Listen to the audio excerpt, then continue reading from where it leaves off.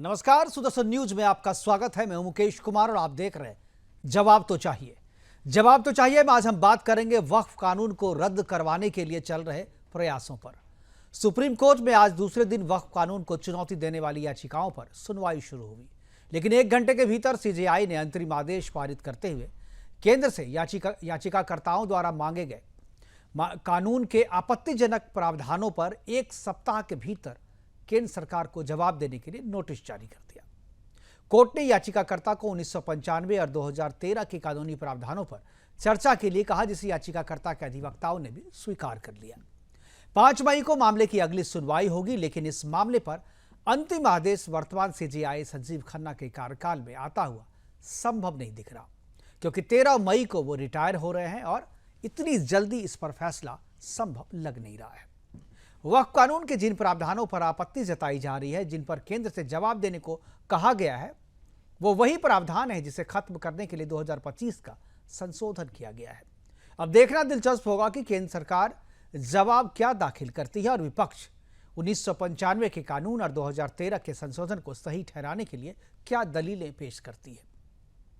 1995 का कानून, 2013 और 2025 का संशोधन, तीनों कानून संसद से पारित किए हुए हैं, लेकिन इससे पहले जब 2013 के संशोधन को चुनौती देने वाली याचिका सुप्रीम कोर्ट में दी गई तो उसे सुनने के लिए भी लिस्ट नहीं किया गया। लेकिन 2025 के संशोधन के खिलाफ जब याचिकाएं लगी तो उसे तुरंत लिस्ट भी कर लिया गया, बहस भी शुरू हो गई और सरकार से जवाब भी मांग लिया गया। आज अपने प्रोग्राम में हम चर्चा करेंगे कि क्या वक्फ कानून को खारिज करने के लिए कोर्ट में की जा रही है साजिश, कानून के समर्थक और विरोधियों के बीच की सुप्रीम लड़ाई कोर्ट में लड़ी जाएगी या सड़कों पर होगा फैसला। क्या वक्फ के 2095 वाले कानून, 2013 वाले संशोधनों पर याचिकाकर्ताओं से भी मांगा जाएगा जवाब। सबसे अहम यह कि यदि कोर्ट में बहस लंबी चलती है तो वक्फ कानून की वैधानिक स्थिति क्या होगी। क्या जिंदा कानून अपने घायल प्रावधानों के साथ चल पाएगी। करेंगे चर्चा, और चर्चा को आगे बढ़ाने के लिए हमारे साथ कुछ मेहमान होंगे, उनसे भी आपको हम परिचय करवाएंगे। लेकिन आज जब 1 घंटे के भीतर केंद्र सरकार से जवाब मांगा गया तो उसके बाद से बहुत सारे वकीलों की, बहुत सारे नेताओं की भी प्रतिक्रियाएं आई हैं। कुछ प्रतिक्रियाएं हमने आपके लिए अलग से रखी है, उन प्रतिक्रियाओं को सुनते हैं, उसके बाद मेहमानों से परिचय करवाएंगे और फिर चर्चा की शुरुआत करेंगे। कोर्ट आए थे तो बोला गया सुप्रीम कोर्ट क्यों आ गए सीधे।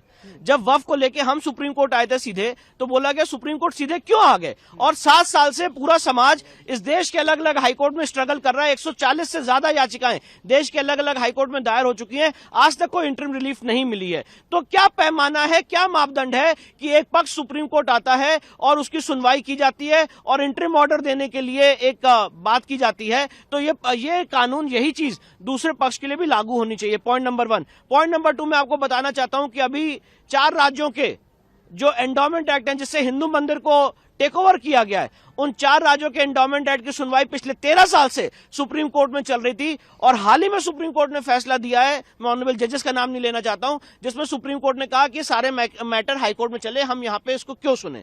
तो जो ये एक बात है कि हम यहां पे डायरेक्टली इसको क्यों सुने, ये सवाल इस केस में क्यों नहीं पूछा जा रहा है, ये सारी बातें हम कोर्ट के सामने रखेंगे। नहीं, यथा स्थिति मैंने आपको बताया कि 2 मुद्दों पर कि जो काउंसिल में और बोर्ड में अपॉइंटमेंट का जो मामला है वो अगली तारीख तक जो स्टेटमेंट सॉलिसिटर जनरल ने दिया है कि कोई अपॉइंटमेंट नहीं होगा।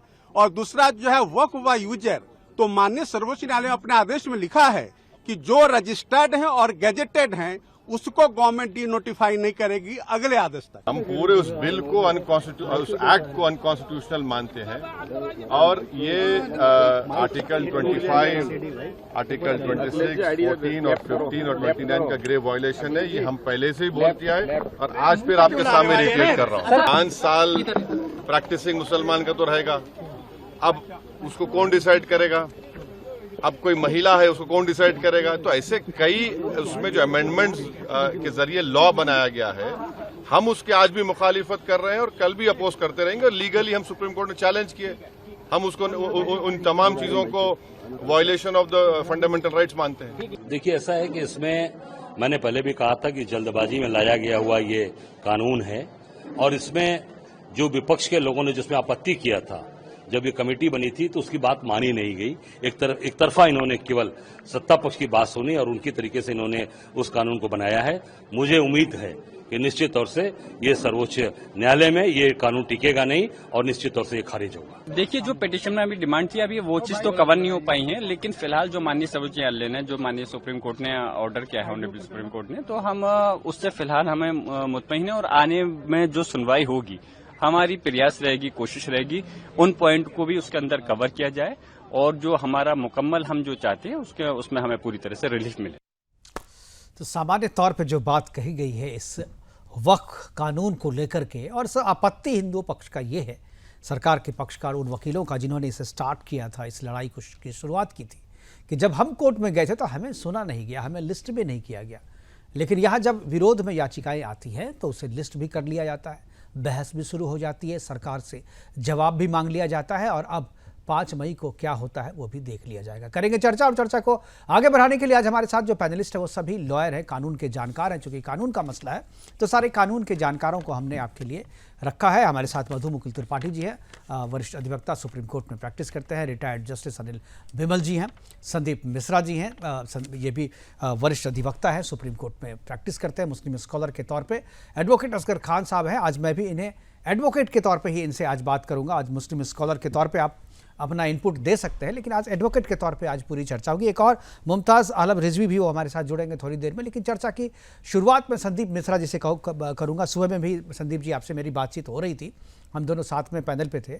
यह जो एक आरोप लगाया जा रहा सुप्रीम कोर्ट पे कि ये बायस्ड है, कि जब मामला इधर से आता है तो जब विष्णु शंकर जैन जो है, जब वो जाते हैं, वो सुप्रीम कोर्ट के पास जाते हैं, तो उनको कहा जाता है कि आप सुप्रीम कोर्ट में क्यों आए, आप तो हाई कोर्ट में जाइए, ये तो हमारा मसला नहीं है, राज्य में जाइए। लेकिन जब विरोध में याचिकाएं आती है सुप्रीम कोर्ट में तो उसे लिस्ट भी किया जाता है, उस पर बहस भी शुरू होती है, और उसमें आदेश भी एक तरीके से कहें जो इंटरिम रोक तो लगा ही दी गई इस पर। क्या आपको लगता है कि सुप्रीम कोर्ट की यह जो कार्रवाई है ये एक तरफा है? देखिए, अगर विष्णु जैन जी ने कोई शब्द कहा है तो निरर्थक नहीं कहा है और तथ्यों के साथ कहा है, और यह बात कोरोबरेट होती है कल की प्रोसीडिंग से। जब कल सुप्रीम कोर्ट में प्रोसीडिंग चल रही थी, 1-1.5 घंटे तक सबने अपने झंडे बुलंद किए, लेकिन जैसे ही हरीश साल्वे जी कैमरे के सामने अपीयर हुए वीसी के थ्रू, और उन्होंने बताया कि 140 से ज्यादा पिटीशन डिफरेंट हाई कोर्ट में 1995 के एक्ट को लेकर के पहले से पेंडिंग चली आ रही हैं, और एक पिटीशन विष्णु शंकर जैन ने भी यहाँ पे लगाया हुआ है जो आज यहाँ लिस्टेड भी है जो है, तो अचानक से सुई पटक सन्नाटा हो गया। पूरा सुप्रीम कोर्ट के अंदर सन्नाटा छा गया। करीब 5 से 7 मिनट तक जजेज आपस में बातचीत करते रहे, और बातचीत करने के बाद जो लहजा था हरीश साल्वे जी का, मूछ में मुस्कुराना जिसको कहते हैं कि खिलखिल्ली लेना, ऐसे हाथ करके 5 बार वो मुस्कुरा रहे थे। उनको लगा कि देखो ये कितनी डायकोटमी है कि सुप्रीम कोर्ट एक पक्ष को हाई कोर्ट में भेज चुकी है और यहाँ पे दूसरे पक्ष का मामला सुन रही है, और इसीलिए आज अदालत को खुद ही समझ में नहीं आ रहा है कि इसमें किया क्या जाए। तो थोड़ी देर बात करने के बाद फिर इन्होंने कहा ठीक है चलो 1995 वाला भी सुन लेंगे। लेकिन आज जो सबसे बड़ी बात हुई, 1995 की सुनवाई नहीं, 2013 वाली भी सुनवाई होगी, जिसकी मांग अक्सर हिंदू पक्षकार कर रहे थे। और अब जो बात आपने कही उसको मैं दोहराना नहीं चाह रहा हूं, लेकिन असली बात तो ये है कि जो 2025 का अमेंडमेंट आया है, अगर सही मायने में 1995 के एक्ट पे सुप्रीम कोर्ट ने अपना फैसला सुना दिया होता, या बिल्कुल तो इसकी जरूरत नहीं पड़ती। बिल्कुल, ये तो सुन ली होती, बिल्कुल, तो शायद 2025 के अमेंडमेंट की जरूरत ही नहीं होती। बिल्कुल बिल्कुल। कल भी हम लोग इस पर चर्चा कर रहे थे। असगर खान साहब है। असगर खान साहब आज दिन भर भी दूसरे टेलीविजन चैनल पर डिबेट करते हुए दिख रहे थे मुझे। असगर खान साहब, इसी मुद्दे पे बात किए होंगे, यही इसी तरीके के सवाल होंगे। आपके जवाब मैंने सुने नहीं क्योंकि मैंने सिर्फ देखा आपको। ज़रा बताइए कि क्या आपको लगता है कि जो जिस तरीके से कार्रवाई चल रही है सुप्रीम कोर्ट पे, आपको लगता है कि ये सही दिशा में जा रही है? देखिए मुकेश भाई जी, हर कोर्ट की एक कार्रवाई एक प्रोसेस है अपना, कि भाई उसमें जैसे सुप्रीम कोर्ट में आप दाखिल करेंगे, उसके बाद फिर वो नोटिस होगा। जो कार्रवाई कल हुई थी उसके बाद आज के लिए एडजर्न कर दिया गया, आज भी उस पर कार्रवाई हुई। आज उसमें 7 दिन के अंदर अंदर रिप्लाई मांगा है, बिल्कुल ठीक है। 5 मई के लिए 2 बजे के लिए फिर बहस के लिए रख दिया गया है। तो देखिए यही तरीका होता है। अब उसमें हालांकि बीच में बहुत सारी जिक्र हुए प्रॉपर्टी पे, यूजर पे, और इसके अलावा कि किन किन को इंडेक्ट करना चाहिए नहीं, कुछ सवालों पे जिक्र हुआ। लेकिन ये एक प्रोसेस है, इसमें हम अभी कुछ भी नहीं कहना चाहिए कि साहब कोर्ट का रुख क्या है, जैसे आपका सवाल है कि कोर्ट किस तरफ जा रहा है, कोर्ट का रुख क्या है, अभी कुछ भी नहीं बताया जा सकता, क्योंकि अब बाकायदा जब रिप्लाई आ जाएगा तो उसके बाद फिर बाकायदा बहस असगर साहब, होगी। आप देखिए, आप स्किप कर रहे हैं जो सवाल मैं पूछ रहा हूँ, उसको आप स्किप कर रहे हैं। मेरा सवाल ये है कि जब 1995 और 2013 के अमेंडमेंट को लेकर के लोग कोर्ट में गए थे, तो उनको सुप्रीम कोर्ट गए थे, सुप्रीम कोर्ट ने सुना नहीं, लिस्ट भी नहीं किया, उसे हाई कोर्ट भेज दिया गया। और यहाँ आपको मेहमान बना करके आपने 72 से 73 याचिकाएं आपकी एक्सेप्ट कर ली गई, और 140 याचिकाएं जो है विभिन्न कोर्टों में, हाई कोर्ट में, विभिन्न राज्यों के हाई कोर्ट में पड़ी हुई हैं। तो इसमें मैं कह रहा हूँ कि इसमें आप लोग तो लॉयर हैं, आप लोग को हमेशा रोज वास्ता पड़ता होगा सुप्रीम कोर्ट से और हाई कोर्ट से, क्या आपको लगता है ये प्रोसेस सही है? अगर है तो सबके लिए होना चाहिए। नहीं, सभी के लिए है, लेकिन अलग अलग हालात में कोर्ट को एम्पल पावर है। अगर वो चाहे अपने यहाँ, उनको इतना है, उसको या उसको सेंसिटिव समझते हैं, या उसको किसी भी लेवल पर किसी भी वजह के तहत अगर समझते हैं कि साहब हम इसको सुनेंगे तो सुन लेंगे, और अगर किसी वजह के तहत वो कहते हैं कि भाई सेम पावर दूसरी कोर्ट को भी है, तो आप हाई कोर्ट जाइए या किसी भी दूसरी कोर्ट के लिए जिन कोर्ट्स को पावर है, अगर तो डायरेक्शन दे सकते हैं। अगर इसमें यहाँ भी तो दे सकते थे, जो हैदराबाद कोर्ट में ओवैसी जाएंगे। मुकेश भाई यही बात मैं कह रहा हूँ। हाँ, इन चीजों को तूल देने से कोई भी फायदा नहीं ना, इसका मैं तो वही कह रहा हूँ, जो तूल नहीं देना चाहिए था। मैं आपको अरे मैं आपको ये डिस्क्रिशनरी पावर है, मैं आपको एग्जांपल दे रहा हूँ। हम एक केस में बेल के लिए जाते हैं, एक कोर्ट मना कर देती है, 4 दिन बाद दूसरी कोर्ट में जाते हैं, बहस करते हैं, उनकी बात कुछ और, उनका अपना व्यू है, वो कहते हैं सब सुनाइए। इस कोर्ट ने जो आज बेंच बैठी है, इस कोर्ट ने मना नहीं किया, इस बेंच ने मना नहीं किया है कि आप हाई कोर्ट जाएं। वही तो कहते हैं कि इसका व्यू ये है, जज हो जाए जल्लाद तो फरियाद कहाँ करे, मधु मुकुल त्रिपाठी जी।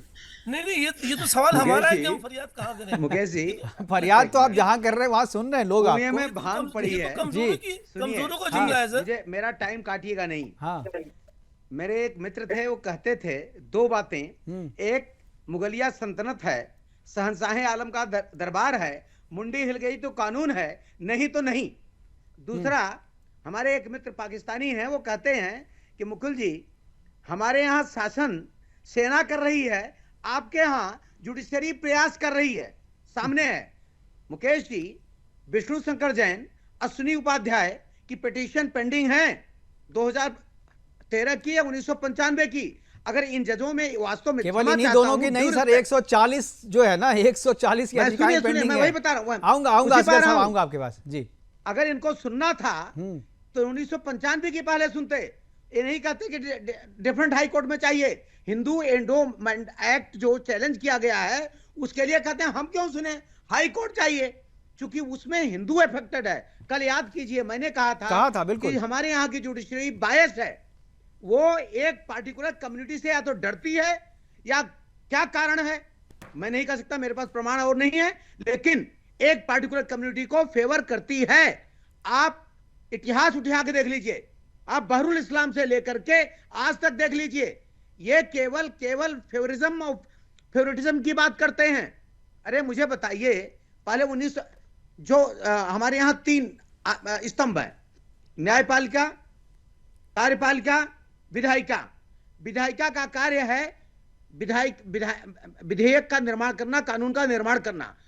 कानून का निर्माण करना कार्य जुडिशरी का नहीं है, न्यायपालिका का नहीं है। आप चुनकर नहीं आए हैं, आप जो है शासन चलाना चाहते हैं, आप कानून बनाना चाहते हैं। बिल्कुल शर्मनाक है, सरकार को सोचना होगा। और मैं एक चीज चेतावनी दे रहा हूं, कानून नहीं बना रही है सर, वो तो कानून नहीं, आपके बनाए हुए कानून को रोक रही है। आपके बनाए हुए कानून को बना ही रही है, विधायिका के बनाए हुए कानून को रोक रही है। क्षमा चाहता हूं जी, क्षमा चाहता हूं मुकेश जी, सुनिए पहले। अगर विधायिका ने कोई कानून बनाया, हाँ, उसका परीक्षण कीजिए। आप 1995 का भी कीजिए, 2013 का भी कीजिए, 2025 का ही क्यों? इसका मतलब आप बायस हैं, आपका बायस एटीट्यूड है। 1995 का आप कहते हैं हम नहीं सुनेंगे, हाई कोर्ट जाइए। 2013 का हम नहीं सुनेंगे, हाई कोर्ट जाइए, लेकिन 2025 का हम बिल्कुल ठीक है, ठीक है। मैं ऐसा इसी पे डिस्कशन नहीं होता। इसी पे करेंगे, हम असगर साहब के पास जाएंगे, लेकिन उससे पहले जस्टिस हमारे पास Vimal ji. Let me finish. Mukesh ji, मैं चेतावनी दे रहा हूं इस सरकार को, वो समझ जाएं, नहीं जुडिशियरी जैसे पाकिस्तान में सेना पूरा बर्बाद कर दिया है, जुडिशियरी बर्बाद कर देगी। क्या आप कह सकते हैं, मैं तो ऐसा नहीं, मेरा विश्वास है जुडिशरी पे, मेरा यकीन है, कुछ फैसलों से इसको जज नहीं करना चाहिए। अनिल बिमल जी हमारी रिटायर्ड जस्टिस, जिम्मेदारी से कह रहा हूं। ठीक है sir, retired justice Anil Bimal ji भी हमारे साथ है, मैं एक बार उनसे जानना चाहता हूँ। जी जी, आपका असगर साहब, मैं जस्टिस साहब बहुत देर से जो बैठे हुए, मैं उनके पास एक बार जी ने कहा कि ये कोर्ट की डिस्कशन होती है, मैं इससे सहमत हूँ कि कोर्ट जैसा भी चाहे डिस्कशन है, और डिस्कशन को डिस्कशन की नजर से देखना चाहिए, ये इलीगल नहीं है। अब जबकि अब सुनना सुप्रीम कोर्ट का जायज है, क्योंकि सेंट्रल बिल आया है, और इस वक्त उनको कलेक्टिवली सुनना भी बहुत जायज है कि ये बर्निंग इशू है, कंट्री का बर्निंग इशू है। अभी पार्लियामेंट ने बिल पास किया है, और सारी चीजों को कलेक्टिवली देखना और सुप्रीम कोर्ट का सुनवाई करना, ये बहुत ही वाजिब है। इसको किसी स्टेट हाई कोर्ट के पास भेजना, ये आई डोंट थिंक कि ये जेन्युइन कोई ऑर्डर होता। It's very very legal and well, मतलब जो जिसको कहते हैं जस्ट अनिल विमल जी, आप ये आपने बिल्कुल जो है कानूनी भाषा में आपने सही कहा। हम लोग कानूनी भाषा में इसको देख ही नहीं रहे, हम तो ये भी जानते हैं ये सही है, प्रक्रिया में कोई दिक्कत नहीं है, लेकिन इंटेंशन की बात हो रही है। और इसमें के पीछे एक वजह और भी है कि जब ये 76 या 73 याचिकाएं जब डाली गई, तो उससे पहले सड़कों पे खून खराबा किया गया, दबाव डाला गया, और जब विष्णु शंकर जैन जी जब गए थे याचिका लेकर के, तो कोई खून खराबा नहीं हुआ था। अगर उस समय विष्णु शंकर जैन के पक्ष में भी रोड पे लोग उतर गए होते, तो हो सकता है सुप्रीम कोर्ट सुन लेती वहां पे, लेकिन सुप्रीम कोर्ट ने आपको इसलिए नहीं सुना क्योंकि वो जो बिल्कुल जो है कानून के हिसाब से नहीं है। आप सड़कों पे दंगा कीजिए, आप बंदूक रख दीजिए सर पे, कहिए आपको सुनना पड़ेगा, और ये दंगा करने के बाद ये सुनना, ये सर पे बंदूक रख करके सुनने वाली ही बात है। ये दोनों में कोई अलग नहीं है। बिमल जी, क्या आपको लगता है कि ये दबाव बनाया गया सुप्रीम कोर्ट पे सुनने के लिए? एक तरफ बंगाल में आप जो है आपने बंगाल में हत्याएं शुरू कर दी, दंगे शुरू कर दिए। मैं ऐसा नहीं समझता कि सुप्रीम कोर्ट के जजेस इन दबाव के अंडर आते हैं। उन्होंने जो भी जेन्युइन ऑर्डर किया है, बिल्कुल जेन्युइन किया है और लीगल किया है, जस्टिफाइड ऑर्डर। लीगल तो किया है, हम लोग नहीं कह रहे कि इलीगल है, लेकिन मैंने कहा कि आप ये बताइए जो 140 याचिकाएं, ये अगर विष्णु शंकर जैन की, अश्वनी उपाध्याय की याचिकाएं जो कहा कि आप जाइए हाई कोर्ट में सुनेंगे, क्या ये लीगल नहीं था? ये भी बताइए, आप इसके बारे में क्या कहेंगे? इसको क्यों नहीं सुना उन्होंने? मेरी बात सुनिए, वो डिस्कशन है, पर्टिकुलर टाइम पे क्या डिस्कशन यूज करता है जज, कौन कैसे यूज करता है, वो आप discussion should not be, that should be justified. Discussion should be justified. नहीं, ठीक है, चलिए, सबका अपना अपना पक्ष है, नहीं हम कुछ भी कर देंगे। बताइए मेरे को, नहीं, कुछ भी नहीं कर देंगे, सबका अपना अपना व्यू होता है, सारे जजेस का अपना व्यू होता है, ऐसा नहीं है, सारे जजेस का अपना व्यू होता है। मुकुल भाई की बात अपनी जगह है, ये तो भाई ये तुम करो तो मोहब्बत, हम करें तो लफड़ा। हम करें नहीं, हम तो कह भी नहीं सकते। हम अगर नहीं, आप तो मोहब्बत कर रहे हैं, हम लफड़ा कर रहे हैं। असगर साहब, ठीक है, बोलिए आप। तो ये एक एडवाइस है, हम कहेंगे तो वो कंटेम्प्ट होगी, इसलिए हमें मालूम है। और वैसे भी खैर हम दिल से एहतराम करते हैं और कोर्ट के हर फैसलों का, ऐसी बात नहीं है। कहीं हमारे यहाँ जुडिशरी में ना कोई गड़बड़ है, ना कोई करप्शन है, व्यू अपने अपने हैं भाई, किसी को तो डिस्क्रिशनरी पावर कहते हैं। तो राम मंदिर का फैसला भी तो कोर्ट ने ही किया था, राम मंदिर का फैसला भी कोर्ट ने किया। नहीं, एक चीज मुकेश भाई, एक चीज और है इसमें, कि उनमें भी आज कल नोटिस किया गया है। ये थोड़ा सा लैक ऑफ नॉलेज है। मैं आपको बताऊं, विष्णु जैन से मेरी बात हुई है, अभी वही मेरे साथ दूसरे चैनल पे थे, तो उनका ही कहना है कि उन केसेस में भी जो पेंडिंग है उनमें भी नोटिस किया है। भाई कोर्ट ऐसा नहीं, लेकिन पेंडिंग वो नोटिस की बात नहीं है सर, उसके हाई कोर्ट में नोटिस हुआ है ना सर, वो हाई कोर्ट में, आपने सुप्रीम कोर्ट ने तो खारिज कर दिया ना। आप लोगों को बेवकूफ मत बनाइए। संदीप मिश्रा कुछ कहना चाह रहे हैं। संदीप पेंडिंग है, उनमें किया है नोटिस। ठीक है, संदीप जी कुछ बोल रहे हैं। जी मुकेश जी, गलत मैसेज नहीं जाना चाहिए। यहाँ पर जो सुनवाई हो रही है, उसके साथ 1995 और 2013 का एक्ट भी सुनवाई हो। अनिल जी, अनिल विमल जी, मैं आ रहा हूँ आपके पास एक बार, इनके पास, इनका सुन लो फिर आपके पास आऊंगा। जी मुकेश जी, जी, मैं कह मैं असगर खान साहब की बात को ही कोरोबरेट कर रहा हूं। 1995 और 2013 पे भी जवाब देना है लोगों को। ऐसा नहीं है कि सिर्फ 2025 की सुनवाई हो रही है 5 मई को। आऊंगा मधु जी, आऊंगा आपके पास। दोनों पिटीशन सेपरेट सुनी जाएंगी, टैग नहीं किया गया है एक दूसरे के साथ कि एक ही साथ सुनी जाएंगी। लेकिन इस पे भी नोटिस किया हुआ है और इस पे भी अब लोगों को अपना जवाब दाखिल करना है कि किस तरह से 1995 का एक्ट हिंदुओं के राइट्स को अफेक्ट कर रहा है और इस पे पक्षकारों को अपना जवाब दाखिल करना है सुप्रीम कोर्ट के सामने। लेकिन 95 और 2013 के लिए तो अभी कोई समय निर्धारित नहीं किया गया कि आप इतने दिन में जवाब दीजिए।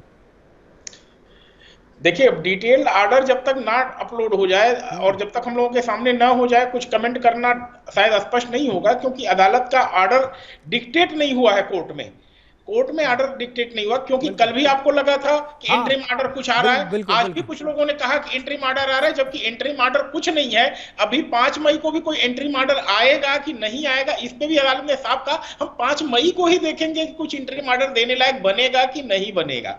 बिल्कुल बिल्कुल। असगर साहब बोल रहे कुछ, जी बोलिए। मुकेश जी, हम आऊंगा, मधु जी आ रहा हूँ। अगर ये पार्शियलिटी लगती है कि ऐसा पार्शियलिटी हो रही है, तो आप अपने चैनल के माध्यम से रिट फाइल कीजिए, हम आपके वकील बनेंगे, आप करिए भाई। ये तो सबका, आप भी हिंदुस्तान के सिटीजन हैं, मैं भी हूँ, और मैं तो ठीक है, आपने ऑफर किया इसके लिए धन्यवाद। लेकिन हमारे पास और भी जितने इस जगह पे बहुत और है जोर से नहीं बोलिए। मैं तो कह रहा हूँ भाई, अगर डिस्ट्रिक्शनल पावर को भी चैलेंज करना करेंगे, रिट में हर चीज का पूरा प्रावधान है। ठीक है, चलिए मैं आपके ऑफर के लिए आप सम्मान करता हूँ। आपने कहा कि आप हमारे लिए केस लड़ेंगे, अच्छी बात है। मैंने कहा कि अच्छे मुसलमान भी हैं देश में, आपने साबित किया फिर से एक बार। जी, मैं अब मधु मुकुल पूरे तो सब जगह हिंदू मुसलमान जी इंसान है। एक तो इंटरिम आर्डर नहीं पास है, फिर भी due facto interim order pass है। उन्होंने कह दिया कि उस पर इफेक्ट नहीं होगा, इसका मतलब स्टे हो गया। दूसरी बात, क्या 1995 में भी स्टे हुआ? नहीं। अगर जुडिशरी पार्शियल ना होती तो कहती न तो 1995 का जो एक्ट है उस पर इफेक्ट होगा, न 2013 पर इफेक्ट होगा, न 2025 पर इफेक्ट होगा। लेकिन इफेक्ट करने के लिए मना किया गया। 1995 का चलता रहता है। स्टेटस को सुनिए, क्षमा चाहता हूँ मैं, स्टेटस को तो 2013 को रखा गया ना सर, क्षमा चाहता हूँ, 2013 का स्टेटस को है नहीं, कानून बन गया। मुझे फांसी पर लटका दें, मुझे डर नहीं है। अब मैं क्षमा चाहता हूँ, किसी को बोलना पड़ेगा। नहीं ऐसे हिंदू इतनी बात है।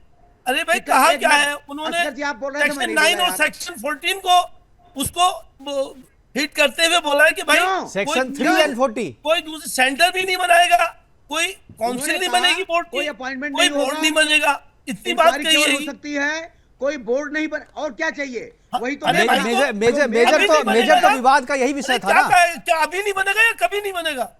ये कहा कभी नहीं बनेगा, बात कर लें। ये कहा अभी नहीं बनेगा, मैं नहीं बोला, प्लीज अभी बोला मुकेश। ठीक है,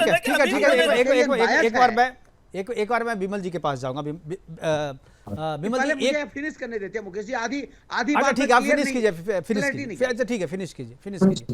देखिए मुकेश जी, जुडिशरी का हम रिस्पेक्ट करते और करते रहेंगे। लेकिन अगर जुडिशरी को करना था कि 1995 का जो अमेंडमेंट है, एक्ट है, वो इफेक्ट नहीं होगा, 2013 का इफेक्ट नहीं होगा, 2025 का भी मीन टाइम इफेक्ट नहीं होगा, मीन टाइम सारे इफेक्ट नहीं होंगे, दैट वाज वेलकम। लेकिन 2013 1995 में कुछ नहीं बोला, सिंपल नोटिस। और भाई 13, 15 और 25 सब एक हैं क्या? सब अलग-अलग है। Silence on the argument. अलग-अलग कैसे हैं? अलग-अलग कैसे हैं असगर साहब? अलग-अलग कैसे हैं? मैं यही चीज मैं विमल जी से पूछ रहा हूँ, यही चीज मैं विमल जी से एक बार पूछ रहा हूँ। ये सब बीच में बोलना मुझे, विमल जी से मैं जबरदस्ती। देखिए, आप लोग बहस करते हैं और विमल जी बहस सुनते हैं और उन्हें सुन करके फैसला देने का उनका अपना अनुभव है।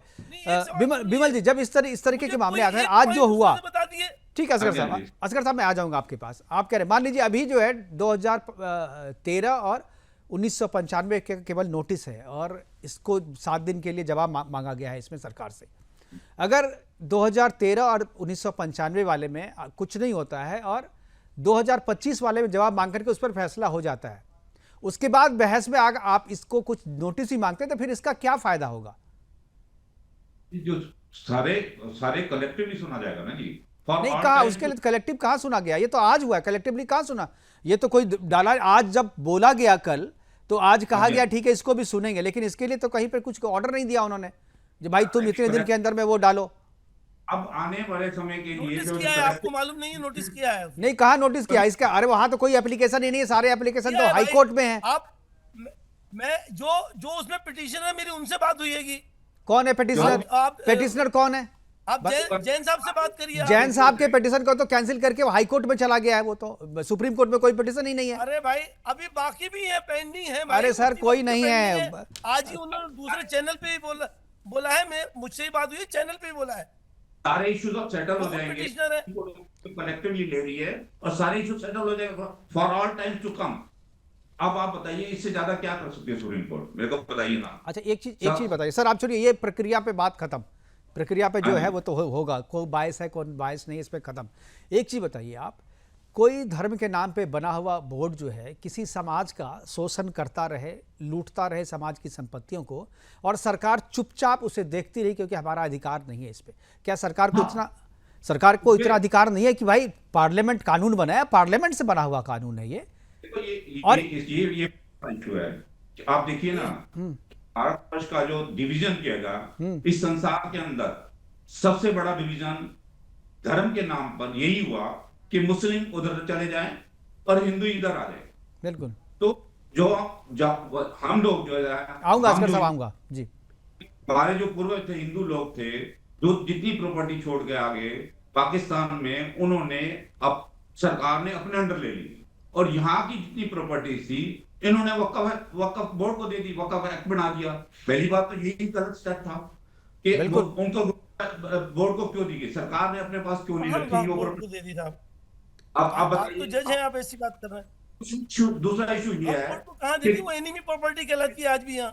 नहीं, एनिमी प्रॉपर्टी वो नहीं है, नहीं सारी उसमें उसकी अलग परिभाषा है। वही है भाई जो छोड़ के चले गए यहाँ से, वो एनिमी प्रॉपर्टी है। और कौन सी तो है? क्या जो मस्जिदें जिनके कैप्चर में थी वो वक्त के पास नहीं है, जो मदरसा जिनके पास है तो वो कैप्चर में कभी नहीं होती है मस्जिदें, कभी चलिए किसी के ठीक है सर, मैं इस पे चर्चा करूंगा, इस पे चर्चा करूंगा। वक्त एक छोटे से ब्रेक का है, ब्रेक के बाद जब वापस आएंगे तो इसी पे चर्चा करेंगे। जो आपने कहा जी इनेमी प्रॉपर्टी और वक्फ प्रॉपर्टी में क्या फर्क है, जो बिमल जी कह रहे हैं उससे हम लेंगे उनसे जवाब, लेकिन वक्त तक छोटे से ब्रेक का जाइएगा नहीं। तुरंत चर्चा करें कि वक्फ कानून तो अभी जिंदा है, लेकिन प्रावधानों को घायल किया गया है।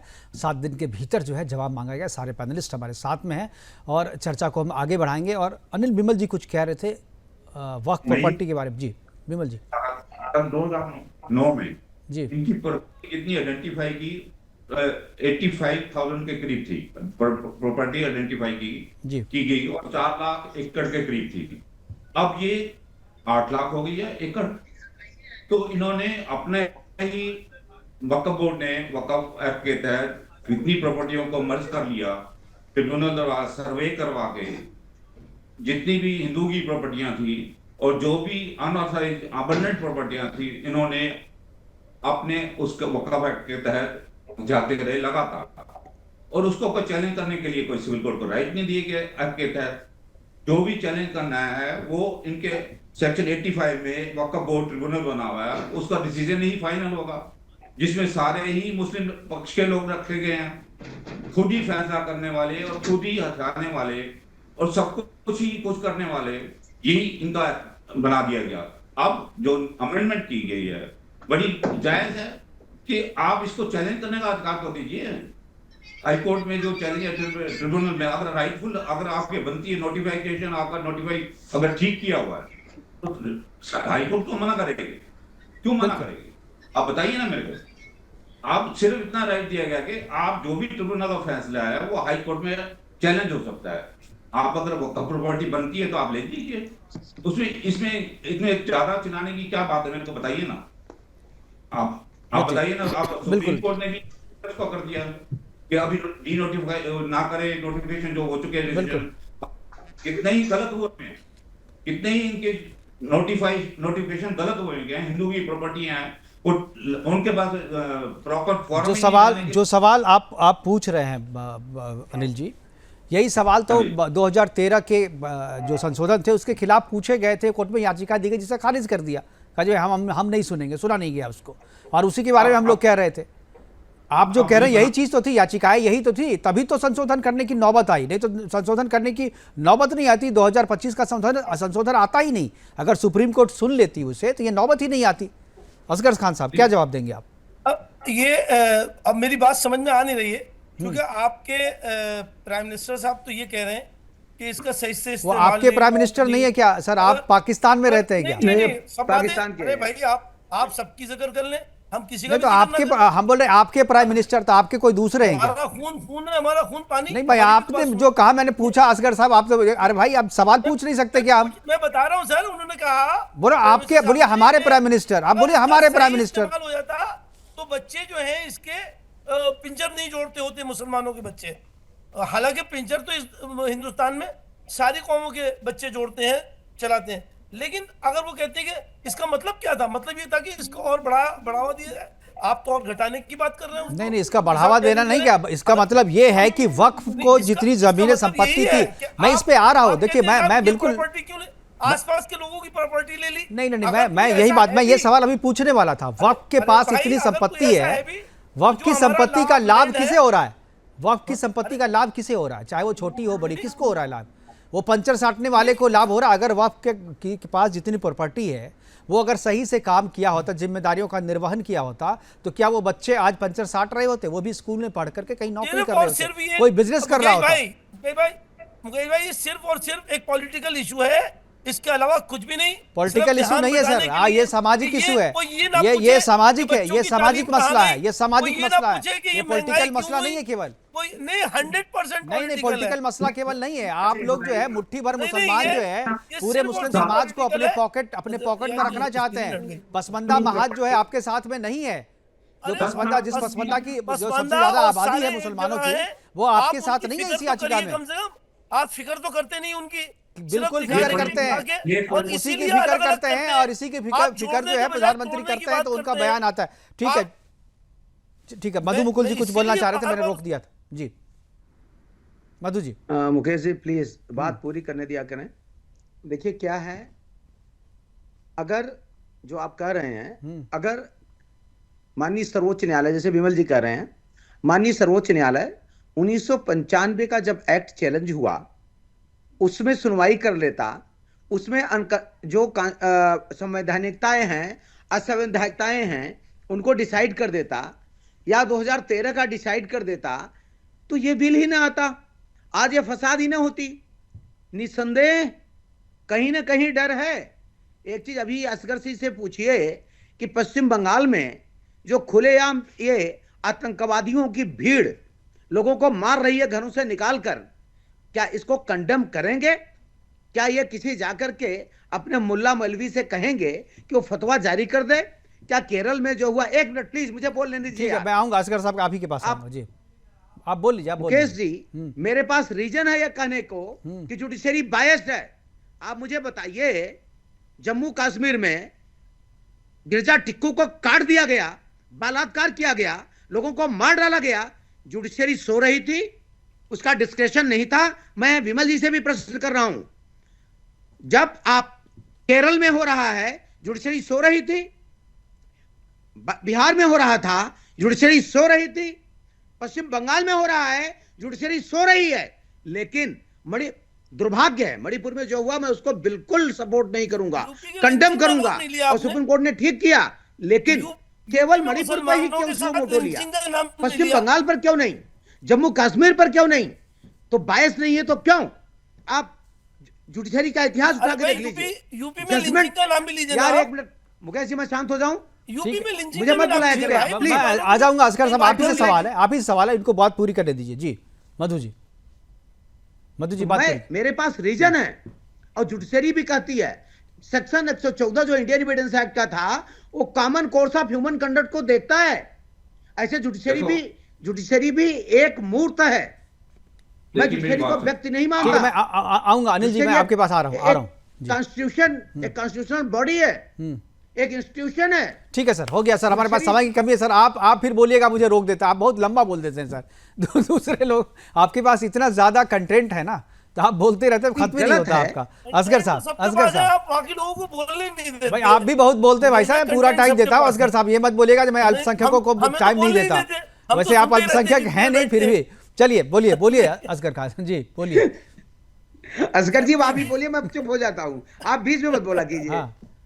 नहीं नहीं, मैं बीच में आपके नहीं बोलता, लेकिन कहीं कहीं करेक्ट करने की कोशिश करता हूँ जहाँ अब आप Sorry, मुझे correct मत करना थी, आप correct हो जाएंगे। नहीं नहीं नहीं, अपने हिसाब से, आपके हिसाब से नहीं, मैं अपने अच्छा ये बताइए, अच्छा मुझे करेक्ट कीजिए। फिर आप लोग बहस कर रहे हैं आपस में, दूसरे पैनलिस्ट मेरे अब उनका टाइम खा रहे हैं आप लोग। असगर साहब अपनी बात पूरी कीजिए। सब जगह का नाम दिया जी, मुझे करेक्ट कर लिंचिंग दीजिए। का नाम नहीं लिया जी। अब हालांकि नहीं करेक्ट नहीं करो, मैं नहीं, मुझे करेक्ट कीजिए कि पृथ्वी गोल है या चपटी है। जहां जहां मैं शांत हो मुसलमानों जाता के हूं। साथ जुल्म हो रहा है, जब आप बात कह रहे हैं तो उनकी भी बात करिए जिनके ऊपर जुल्म हो रहा है।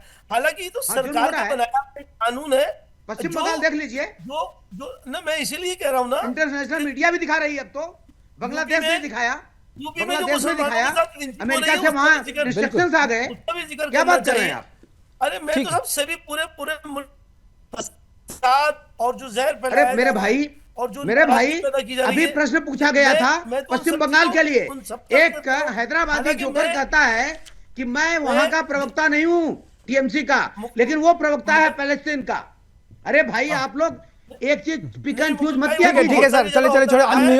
अनिल बिमल जी कुछ बोलना चाह रहे थे। बिमल जी। जुडिशरी की आपने बात करी, हम तो ये कह रहे हैं एक जस्टिस को वहां मार दिया गया, उसके बाद भी किसी ने कोई आवाज नहीं ठीक उठाई। है, ठीक है, सबको सुन मालूम लिया है सर कि सर क्या सुन है, लिया। आपको ये मैंने बहुत समय दे दिया असगर साहब। बहस करें। बिमल जी बहुत देर से बैठे हुए हैं, टॉपिक संदीप जी बहुत देर से बैठे हुए अब हैं। ये कि ये मेरी बात आज जो ये ठीक है, बात असगर साहब प्लीज दूसरे को भी सुन लीजिए जी। अनिल बिमल जी देखिए मेरी बात सुनिए जी। आप बायस शब्द का शायद आप मीनिंग नहीं जानते। बायस किसको बोलते हैं? सिर्फ लॉन्ग पेंडेंसी को बायसनेस नहीं बोल सकते। आपके जो हिंदू जो राम मंदिर का मसला है वो कितने साल बाद, 20 साल बाद डिसाइड हो, क्या वो बायस कह सकते हैं? आपका सुनवाई नहीं हो रही। आई एग्री कि ये मुद्दा उपनिर्णय में नहीं सुना गया और वो लॉन्ग पेंडेंसी है। अरे ऐसे मुद्दे 50 पड़े हैं सुप्रीम कोर्ट में जो बर्निंग है। आप सिर्फ पेंडेंसी को बायसनेस नहीं कह सकते। You can't say it. उसको बायसनेस नहीं कहेंगे। बायसनेस का मीनिंग कुछ और होता है। आपके पास केसेस थे तो आप ये कहते थे कि आपको मीनिंग ही नहीं पता कि बायसनेस किसको कहते हैं। नहीं सुनूंगा You don't तो बायसनेस ही तो है। भाई वो What else is description required for the biasness? होने की कहां से बात है? What else is और required? हम और आप देखते हैं कोर्ट में I agree कि 20 साल तक नहीं सुना गया। How can you say कि judiciary bias? No, it means You it can will frustrate the issue. नहीं, आप मधु जी आप मधु जी Sorry, नहीं सुनेगा। sorry.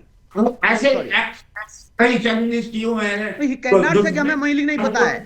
He cannot teach. नहीं ठीक, आपको टाइम दूंगा सर मैं। आप ठीक, आपने जो सवाल उठाया No, sorry, he उसका cannot say clarification that they I रहे हैं वो। don't know the meaning of biasness. He was a session judge. I know him. ठीक है To make any personal comment. Nor I need. ये Must be certain thing. Personal comment नहीं है sir, ये personal comment आप इसको मत लीजिए ना मधु जी। पर्सनल नहीं है ये पर्सनल जी। The word he has taken that I don't know the meaning of biasness.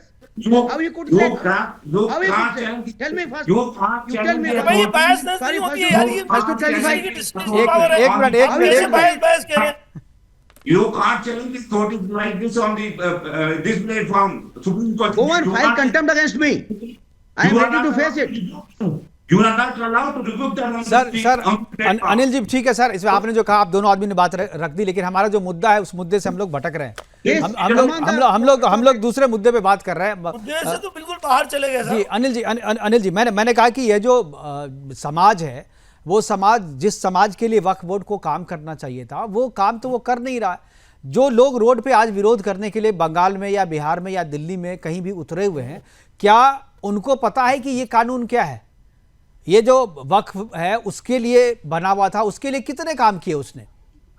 देखिए मैं जो कह रहा हूँ कि वक्फ है, नेचुरली एक कॉमन मैन भी जब सोचता है कि वक्फ है जो है गलत फॉर्म किया गया। आप देखिए ना कि जितने भी जो बनाया गया जो सेक्शन आप जब ध्यान से पढ़े, क्योंकि मैं भी कोर्ट में ऐसे केसेस देखता रहा हूं कि ये नाजायज बनाया गया, मगर अब भी जो सेंट्रल गवर्नमेंट जो मोदी जी ने किया है उसको जायज ठहरते हुए कि आप अगर जायज हो तो जायज प्रूव कर, कोई दिक्कत नहीं है। There is no harm. उन्होंने कोई ऐसा हार्मफुल वो भी नहीं लाया, अमेंडमेंट भी हार्मफुल नहीं है। It is not against the Muslim. मैं तो ये कहता हूं बिल्कुल कि बिल्कुल यही चीज हम भी कर रहे हैं। ये एक्ट जो है मुसलमानों के खिलाफ नहीं है, लेकिन जो मुस्लिम के जो नेता अपने आप को ठेकेदार बनने भिड़े हैं वो इसको मुस्लिमों के बीच में एक खराब कानून को लेकर के एक इंप्रेशन वैसा क्रिएट कर रहे हैं। खिलाफ नहीं है, खिलाफ नहीं है, यही तो भड़काया जा रहा है मुस्लिम को। ये जो नया मोदी जी लाए हैं ये मुस्लिम के खिलाफ नहीं है। एक चीज को राइटफुल, आप राइट है तो राइट कहिए ना, और आप गलत है तो गलत है। इतना ही तो बात है, इतनी तो बिल्कुल। मैं हमारे पास समय की कमी, आखिरी कमेंट संदीप मिश्रा जी बहुत देर से सुन रहे हैं, आखिरी कमेंट। क्या सर ये सही है जो कानून जिस चीज के लिए बना था, जिन लोगों के लिए बना था, उनको ही नहीं पता है कि ये क्या है?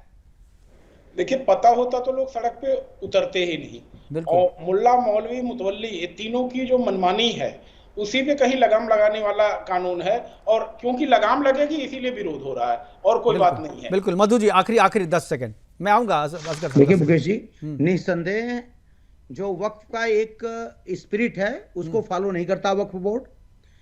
जो उसकी ज्यादतियां थी, मिसमैनेजमेंट था, मिसयूज था, और उसका बिल्कुल अनलिमिटेड पावर थी, उसी को कर्टन करने के लिए और मुसलमानों के वेलफेयर के लिए सरकार ने जो 2025 का एक्ट लाया है उसको एड्रेस करता है।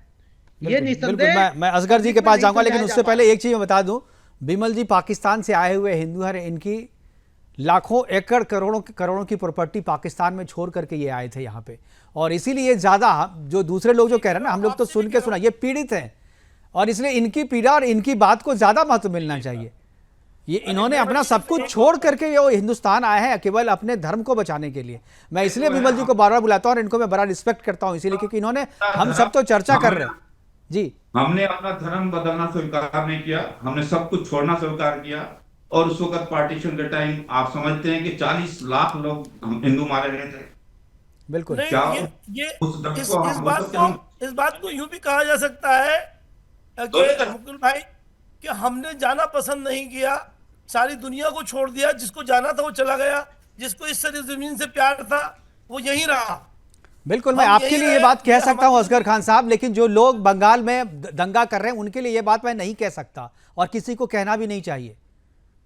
आपके लिए कही जा सकती है ये बात, उन लोगों सबके लिए नहीं कही जा सकती। ठीक है सर, हमारे पास समय की कमी है, इस पे आगे भी बहस करेंगे, क्योंकि आगे भी तो ये चीज अभी खत्म नहीं हुई है, मुद्दा चलता रहेगा, आगे की बहस होती रहेगी इस पे, और हम इस पे किसी ना किसी कंक्लूजन पे जरूर निकलेंगे, कोर्ट भी निकलेगा। और उम्मीद करते हैं आज जितने भी लोग हमारे साथ आए, कुछ हॉट डिस्कशन आपस में भी हो गया, लेकिन इसके लिए मैं चाहता हूं कि ठीक है, चलता रहता है, मुद्दा ऐसा है कि आपस में भी डिस्कशन हो जाता है।